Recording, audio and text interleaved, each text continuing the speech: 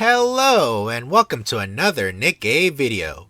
I'll be breaking down Tia's skill kit and I'll be formatting these series of videos in a different way. I recently took a poll and it looks like you wanted me to do these videos separately, but it wasn't as a decisive victory in my opinion. So what I'll be doing is analyzing Tia's skill kit as if you were only able to pull her and her friend Naga didn't want to come home. I'll be making an additional video that analyzes their skill sets combined, since they work very similar to the bunnies, Blanc and Noir. Not sure how well this experiment will work out, but I will appreciate your feedback once all 3 videos are posted. Please leave a like and a sub, and I hope you enjoy the video. Alright, her name is Tia, her squad is Dazzling Pearl, her type is Defender, weapon is a rocket launcher, burst skill is 1, and her code is Iron. Her skill 1 is called Reptile Lover. It's a passive. Activates when recovering covers HP, affects self. Cooldown of burst skill down 13 seconds, stacks up to 2 times and lasts for 12 seconds. Activates when recovering covers HP, affects all allies. Attack damage up 32.11% for 10 seconds. Let's take a look at the first part of skill 1. So far, there is only one Nikke release that recovers cover HP, which would be Leader. Luckily, Tia has this recovering of cover HP as well in her skill 2, which we will get in later. So each time her cover HP is healed, the timer for the next full burst timer to happen will decrease for a total of 26 seconds. Keep in mind that once the 12 seconds run out, the bonus 26-second reduction gets removed and the full burst mode activation goes back to its default timer. For example, let's say we have a 40-second burst 3. By stacking it 2 times, the time for the burst 3 is now 14 seconds, allowing you to do them more often. If something were to happen where her cover isn't healing, then as soon as the 12 seconds from the last for 12 seconds phrase passes, then the 26-second reduction gets removed, returning back to normal. Hopefully that made sense to you. It's pretty much like Dala and Volume skill. In short, just keep recovering her cover HP and you'll be good. Now, looking at the second part of skill 1, when her cover gets healed, the whole team gets a 32.11% attack damage boost for 10 seconds. This does not stack and can only get reapplied with every recovery, so please keep that in mind. Alright, skill number 2, Chameleon Invisibility. It is also a passive. Activates after landing 5 normal attacks, affects self. Covers max HP up 32.75% of caster's max HP, lasts for 5 seconds. Attract, taunt all enemies for 5 seconds. Activates when using burst skill, affects self.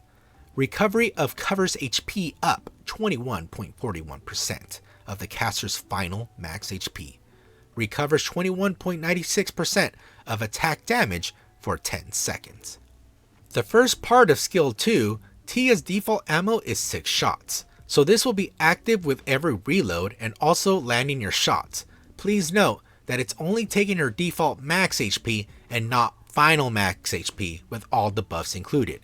This will help her with the taunt that is also activated, but she will have to shoot quick and get behind her buff cover.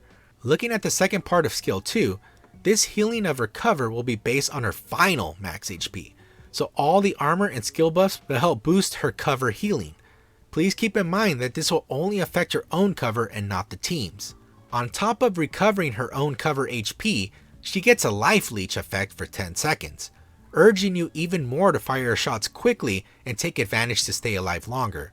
Plus the explosion radius of rocket launchers will help you life leech even more.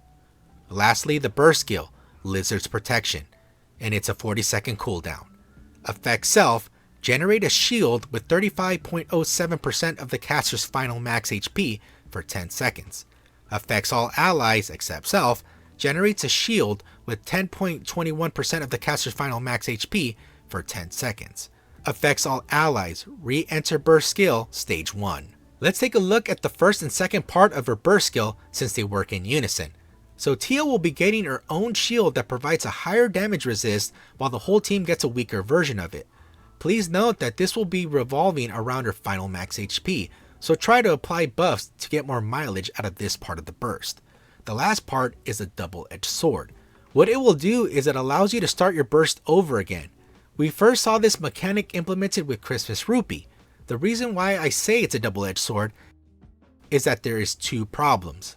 It puts a restriction on what teams you can actually build, and there is a global cooldown to activate the burst. For example, here is some footage of me using Christmas RUPEE and manually trying to activate the burst.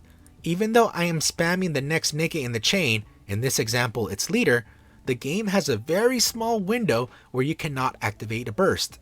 Think of it like in Final Fantasy XIV or World of Warcraft, where you are forced to wait for the skill to be active. It seems like it is more than a second wait. The second problem is that you are forced to run two burst ones, one being Tia and the other is your choice. If you do not have another burst 1, then your burst 2 will never become active and become a dud.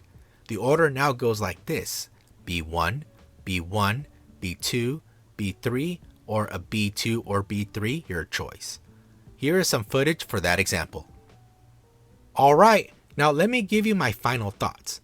Tia will be a welcome addition to any roster since having Nikkes that heal cover HP are in extremely short supply. Being able to reduce cooldown of burst and provide not only attack damage buffs to the whole team, giving a lifesteal to herself, and she also provides protection thanks to her generating a shield for everyone. I have some ideas on how to work around the re-entering of burst 1. For example, using either volume and or Dala to reduce the cooldown of burst, and possibly using Vesti or Isabella to reduce the full burst timer and stack more buffs. More testing will have to be done to maximize her potential, but I can definitely see her being in future endgame teams for Solo Raid and Union Raid. In my opinion, she will be a must-pull Nikke. Alright, that's about it. I hope you enjoyed the video, and once all 3 videos are uploaded, I would like your thoughts on how I set up these videos and if you would want me to continue doing it this way for Nikkes that are paired up game design wise in the future. Please leave a like and a sub. I'm Scrublord and I'll see you next time.